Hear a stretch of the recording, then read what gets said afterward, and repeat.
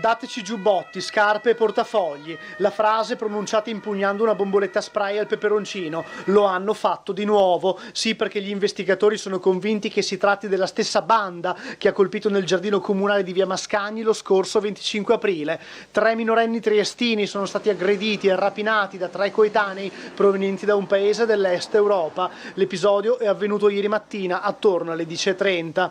Secondo quanto appreso, 2 delle vittime sarebbero state addocchiate dai rapinatori a bordo dell'autobus della linea 6 diretto in piazzale Gioberti. Durante il tragitto all'altezza del centro commerciale Il Giulia, i 3 stranieri hanno iniziato a insultare senza apparente motivo i 2 ragazzi. I 2 adolescenti, forse intuendo cosa stava per succedere, sono scesi dal bus proprio davanti all'esercizio commerciale, ma sono smontati dal mezzo anche i rapinatori che ormai avevano scelto le loro vittime. Infatti la banda ha cominciato a pedinare i 2 malcapitati. Allora i giovani triestini si sono rifugiati in un bar vicino all'imbocco di Viale Sanzio per bere un caffè. Chissà che non stiano seguendo proprio noi, ha sperato uno dei ragazzi, ma poco dopo sono entrati nel locale i 3 stranieri. Anche loro hanno ordinato un caffè. A quel punto i 2 giovani hanno pagato la consumazione e sono usciti dall'esercizio commerciale, proseguendo per Viale Sanzio. In quel momento i malintenzionati hanno agito, hanno raggiunto i giovani triestini e li hanno rapinati.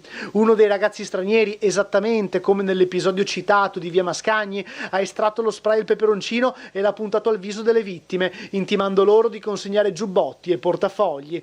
I membri della banda straniera hanno tastato le vittime su tutto il corpo, come per perquisirli. Uno dei giovani aveva con sé alcune banconote e ha consegnato i soldi e il giubbotto al rapinatore. L'altro ragazzo era senza giacca e denaro, per cui non gli è stato sottratto nulla. Poi i 3 stranieri sono fuggiti, ma solo per mettere a segno un altro colpo. Pochi minuti dopo i 3 giovani dell'est hanno aggredito un altro ragazzo, questa volta in via Pindemonte. Stesso sistema, minaccia con lo spray al peperoncino. Questa volta il giovane malcapitato, un altro minorenne, oltre al giubbotto e ai soldi ha dovuto consegnare anche le scarpe e gli AirPods, le cuffiette senza fili. Dopo questi 2 episodi qualcuno che ha assistito a una delle 2 scene ha allertato la polizia.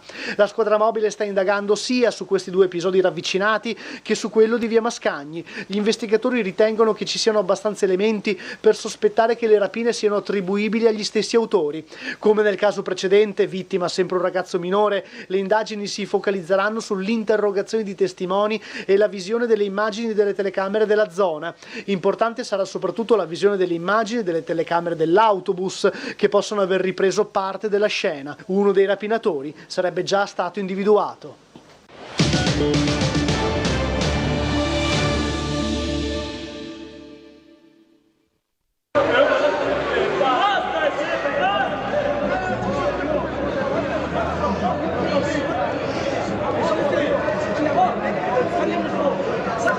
Prima le urla in un clima da Far West, poi le mani addosso, spintoni, schiaffi e il gruppetto che si getta in massa contro un'altra persona, il tutto annaffiato da una buona dose di alcol.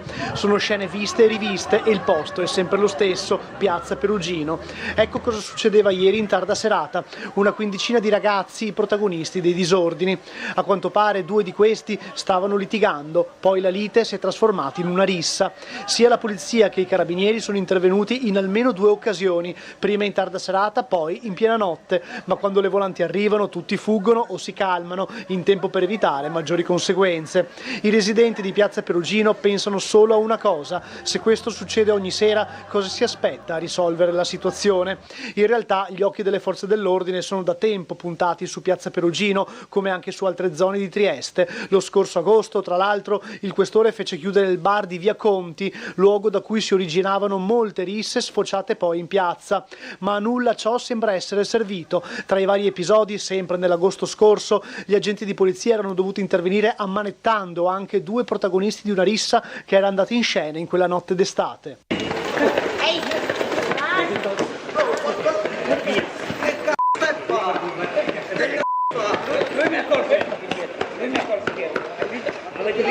La zona è preda di bande di stranieri nordafricani, ma anche dell'est Europa e alcuni colombiani. Una situazione insostenibile per i residenti che la sera non si azzardano a mettere piede fuori di casa e la notte non dormono. La mattina dopo questi episodi, piazza Perugino è immersa nel degrado. Bottiglie, cartacee e sigarette abbandonate a terra a segnare il passaggio di queste persone.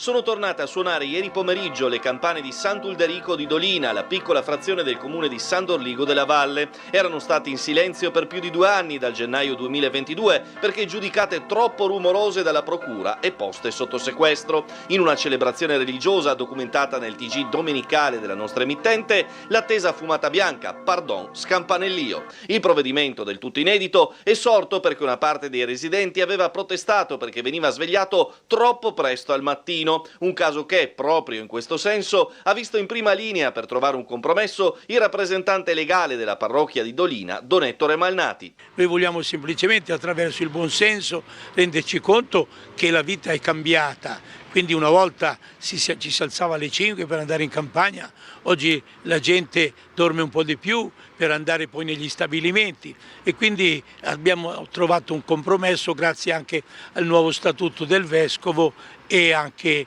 alle istanze del Tribunale. Quindi le campane suoneranno dalle 8 del mattino alle 21. Non oltre, perché in alcuni paesi c'era l'abitudine di suonare alle 10, come ancora a Udine questo. Dal punto di vista prettamente tecnico, la vicenda si è risolta grazie al nuovo regolamento predisposto per tutte le chiese della diocesi dal vescovo Enrico Trevisi, anche qui con alcuni aspetti da sottolineare, come spiega l'avvocato Alberto Polacco che si è occupato del caso. Facciamo una distinzione, quello che è il suono delle campane finalizzato esclusivamente per fini cosiddetti liturgici, che è giurisdizione del giudice ecclesiastico, non di quello ordinario, mentre per esempio il suono delle campane, che è destinato al battito delle ore, rientra nella giurisdizione del giudice ordinario. Il signor Vescovo Monsignor Trevisi, Sua Eccellenza, ha emesso un decreto che regola il suono esclusivamente per le finalità liturgiche, sulle quali ci siamo attestati nella nuova richiesta di dissequestro del compendio campanario, che ha avuto esito positivo dalla Procura e dal GIP. Quindi di nuovo le campane sono ritornate a suonare.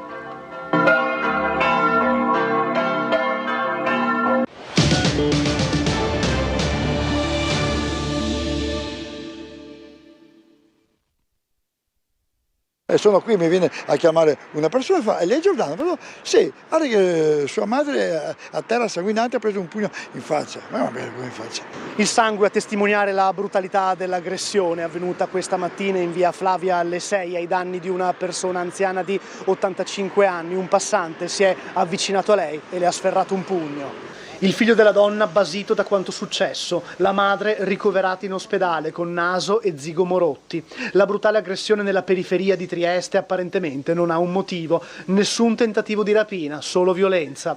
Erano da poco passate le 6 di mattina, l'85enne passeggiava con il cane, poi si è trovata con il figlio Giordano in un bar del posto per bere un caffè. Si sono salutati e l'anziana ha proseguito la passeggiata superando l'incrocio tra via Benussi e via Flavia.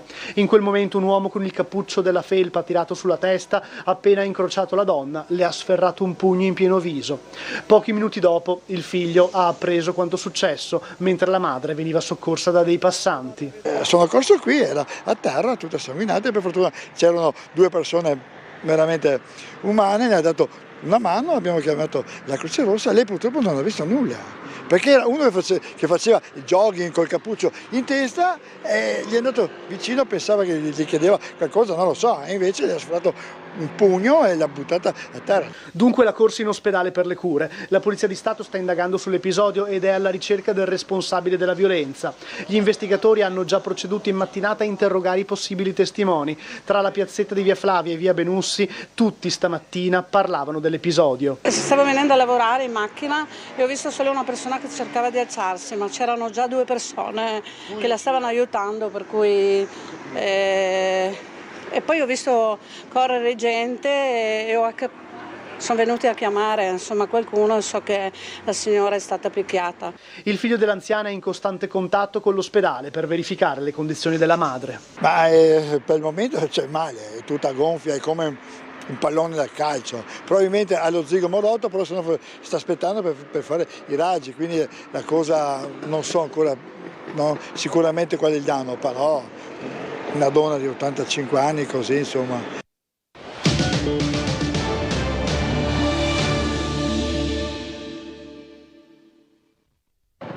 La Triestina ha chiuso il proprio campionato con una sconfitta esterna, perdendo il Leuganeo di Padova contro i biancoscudati. Il risultato finale di 3-2 descrive di per sé una partita che per almeno 5 volte ha fatto alzare dai seggiolini i tifosi presenti allo stadio, non sempre della stessa squadra, simbolo di una partita giocata a buon ritmo. Ma nonostante sia alla Triestina che al Padova il risultato finale non avrebbe influito sulla posizione in classifica, i rossolabardati hanno perso l'occasione per diventare la miglior quarta dei 3 gironi della Serie C, formazione che ha il vantaggio di accedere direttamente alla seconda fase. La partita di ieri sul fronte alabardato ha fornito alcune buone indicazioni, soprattutto per quanto riguarda l'atteggiamento dimostrato, al netto però di alcune disattenzioni, specie dai calci piazzati, pagati a caro prezzo.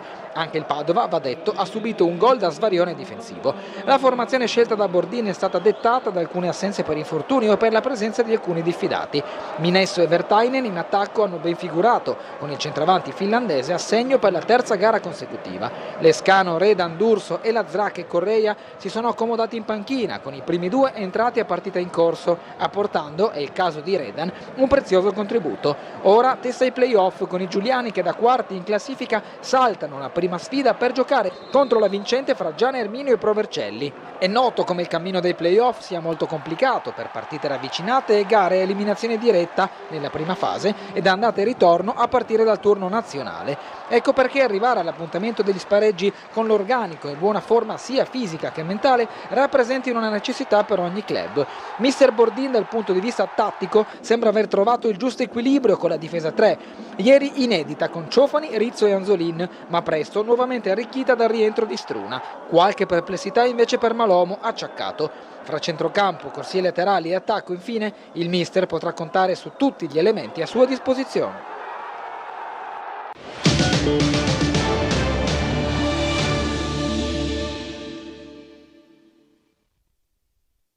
64 punti con 19 vittorie, 7 pareggi e 12 sconfitte. Chiaramente brilla il dato dei gol fatti, perché la Triestina è il secondo attacco del campionato con 61 gol, ne ha segnati 72 il Mantova, poi c'è la Triestina. Il tema è appunto la difesa con i 44 subiti, siamo la 10ª difesa del nostro girone e questo è un po', diciamo così, il tallone d'Achille. È stata una stagione altalenante, nel senso magari la prima parte più positiva rispetto alla seconda, perché magari alla seconda c'è stato un momento quando si è cambiato il mister con Mister Bordin, di 4-5 partite negative, poi ci siamo ripresi, siamo stati bravi e poi c'è stato un pareggio, una sconfitta, una vittoria, diciamo che è stato un sale e scendi continuo, nell'ultimo periodo ci siamo rialzati, la sconfitta col Padova e il pareggio col Novara ci hanno un po', diciamo, colpiti pesantemente, però adesso ci sono i playoff, un altro campionato e sicuramente andremo a 1000. Speriamo di arrivare fino in fondo. Tra gli elementi positivi di quest'ultimo periodo c'è sicuramente Vertainen. È un attaccante, tu mi insegni, che segna 1, 2, 3 partite di seguito, no? È molto importante perché è in fiducia. Certo, assolutamente in fiducia, è un grandissimo giocatore, infatti ogni allenamento è sempre un litigio tra me e lui perché ti tocca marcarlo. Sì, esatto. E speriamo che continui con questa fiducia e di arrivare lontani. Accoppiamento probabile no? È con Gian Erminio piuttosto che Pro Vercelli, squadre che conosciamo bene, abbiamo visto nel corso del campionato. Non ti chiederò cosa scegli, ma ti chiederò di darci un po' un'idea, secondo te, le differenze tra queste due squadre. Sono due squadre ostiche che sicuramente, ma come qualsiasi squadra, farà, compresi noi, la guerra per i playoff, quindi preferenze personalmente non ne ho. Preferirei non incontrare Pro Vercelli solo perché la scorsa stagione ci ho giocato e quindi mi dispiacerebbe vincere contro da ex preferiresti la Giana, esatto. diciamo così. Sì.